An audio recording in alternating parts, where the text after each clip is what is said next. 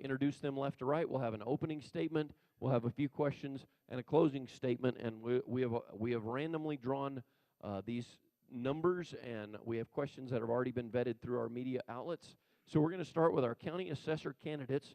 On the left, in position number 1, Royeen Tivis, running on the Democratic ticket.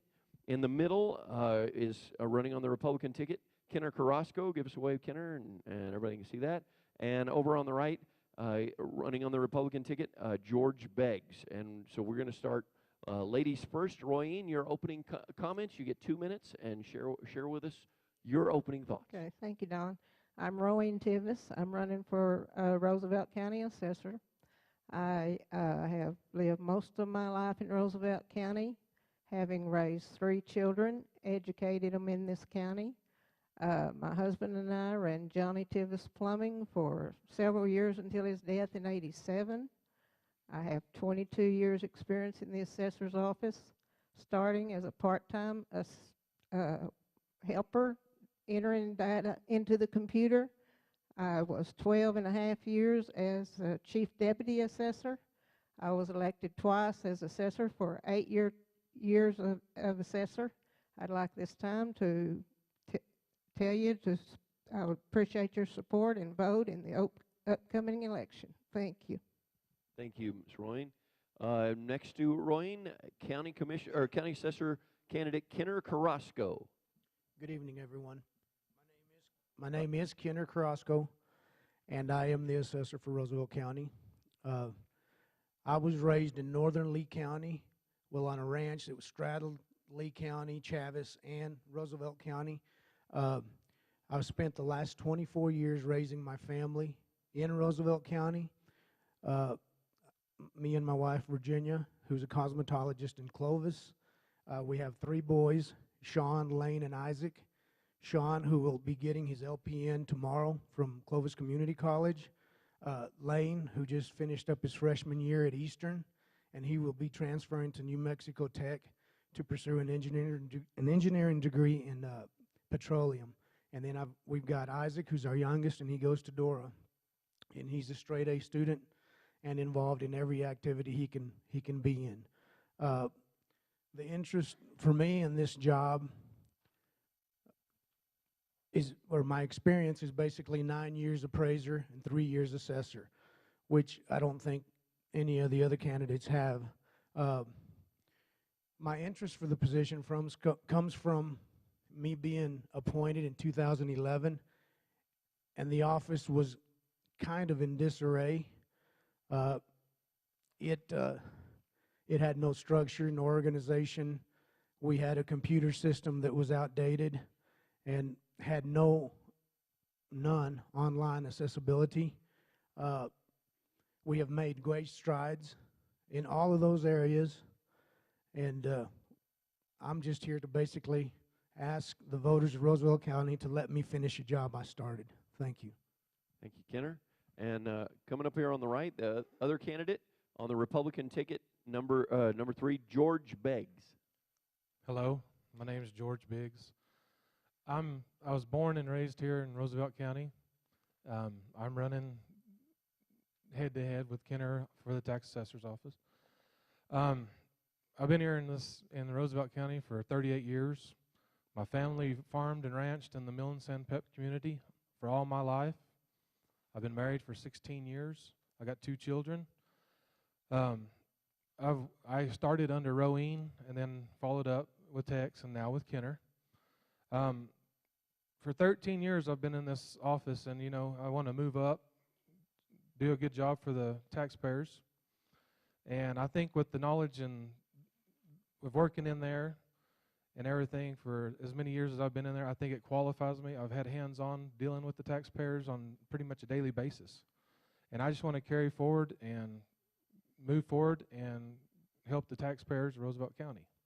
All right, thanks, George. Keep that mic right there, because we're going to start on that side and going right to left now. And we're going to start with this question. What will be your first priority if elected to the office of County Assessor in Roosevelt County? If I'm elected, first off, I want to make the office a friendly environment for the taxpayer. I want them to come in. I want to be comfortable. I want to finish getting all the information into that we've started loading and downloading and building our system. Get it where it's accessible. I want it where any and everybody can go online, find what they need, carry forward. We have lots of knowledge in our office, and I'd like to build some more and just carry forward and just make it a comfortable place for the tax assessor or the taxpayers to come in and feel comfortable and do business with them. Thank you very much. Moving on over to Kenner. What will be your first priority if elected?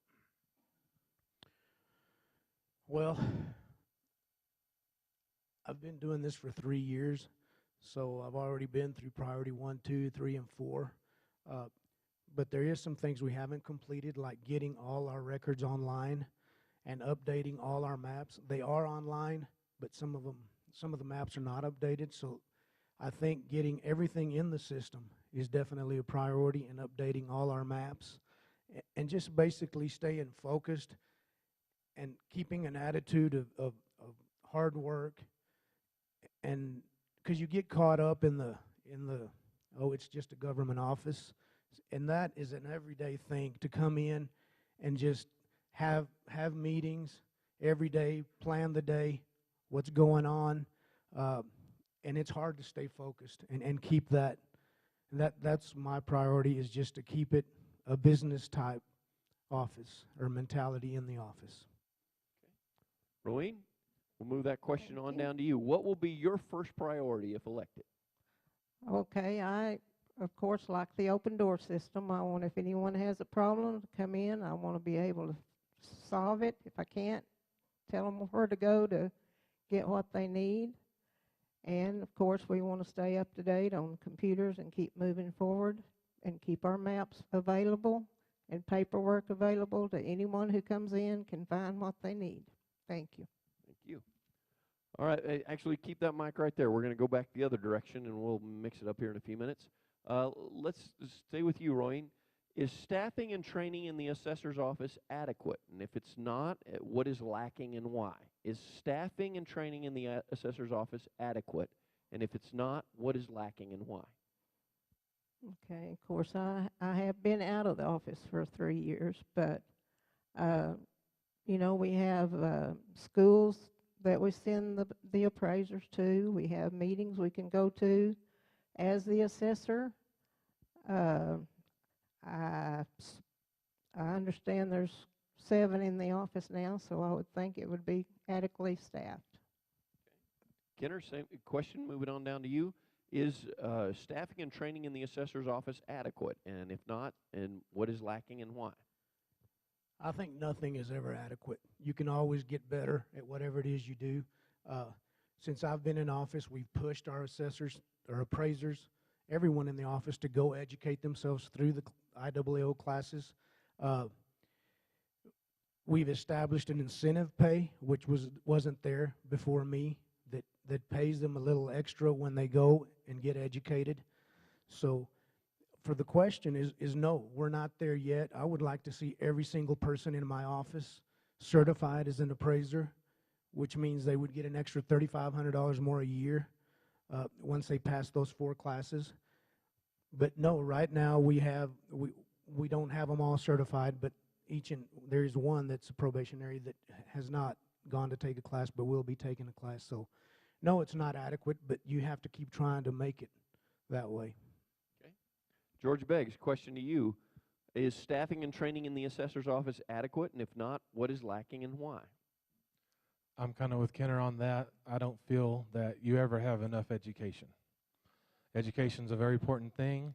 I feel that even if we do get our appraisers or anybody else in our office certified, they still need continuing ed. They need to go to any available classes that can possibly get for education for the future. Everything that we do is going digital. It's fast-paced, and you don't never get enough education for the future.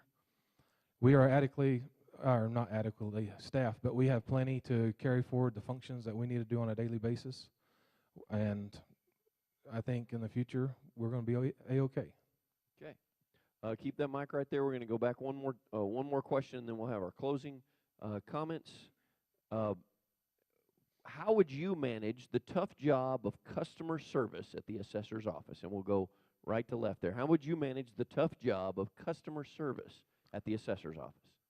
Well, when I started out, the first thing they did, they got me appraising. I was in that front office. I was answering phones. I was dealing with customers on a daily basis. I believe that, you know, dealing with the the taxpayers that's the name of our game. That's what we do. It's not difficult if you've got a knowledge in there of what's going on, what they want, how they want it. Each taxpayer is different. They come in needing and demanding different things, and I've got hands-on with it daily, had been, and I feel that if you just give them what they want, they're the easiest person in the world to get along with. Okay, moving on down to Kenner.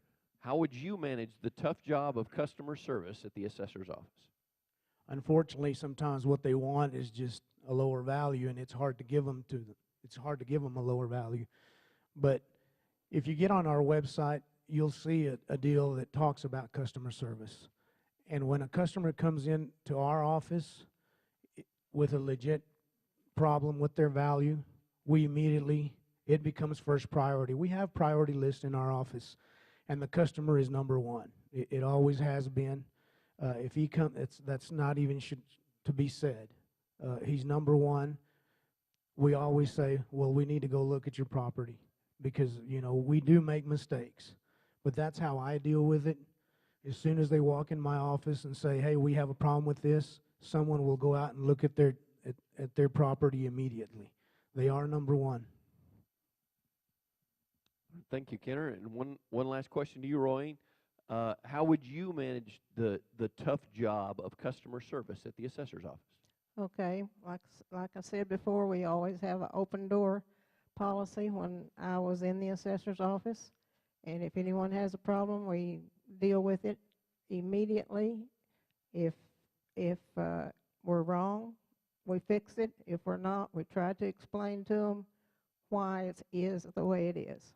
Thank you. Okay, if you pass that one back down to George, and we're going to start with closing comments, and we'll go, again, right to left, just right, like we did there, for, again, 2 minutes to share why we should vote for you for county assessor, and in this process, the county clerk candidates, if the county clerk candidates would be making their way up here to the left of the stage, and we can be ready to go with them after this. But we'll go George Beggs as a candidate for county assessor.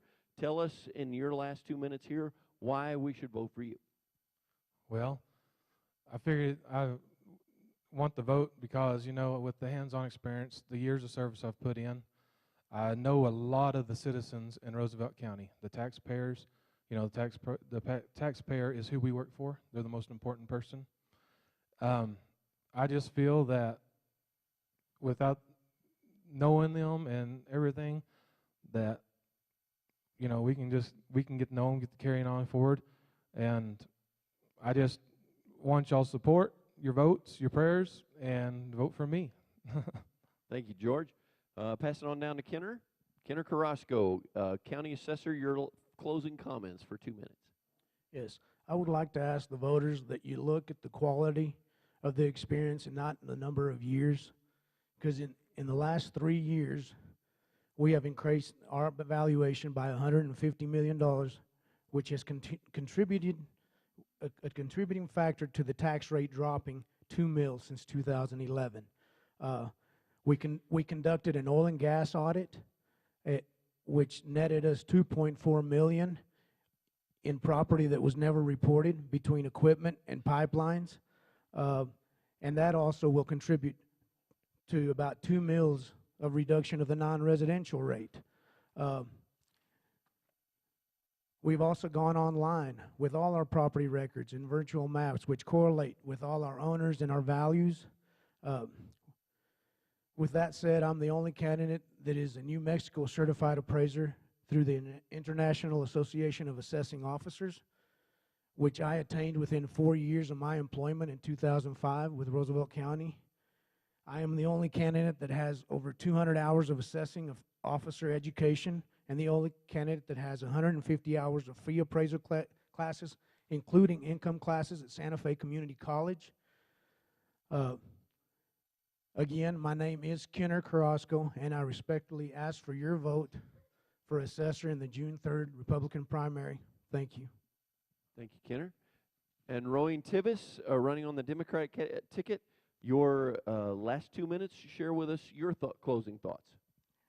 Okay, I think experience and common sense is very important in the assessor's office, and I would like to take this opportunity to ask everyone to vote for me and support me in the June and November election. Thank you. Once again, let's look at the candidates for county assessor. On the left, Rowan Tivis running on the Democratic ticket. In the middle, Kenner Carrasco as the incumbent running on the Republican ticket. And on the right, George Beggs running on the Republican ticket. All of these are your candidates for county assessor. Please give them a warm praise. Thank you. Appreciate you guys serving. Again, if you're just tuning in, we're live on the air on 105.9 Queso Country. We appreciate the Rooney Moon Broadcasting family of stations for carrying this live on the air. And you're listening, you're driving down the road. We're in Portales. We're broadcasting live from the historic Yam Theater in downtown Main Street, Portales.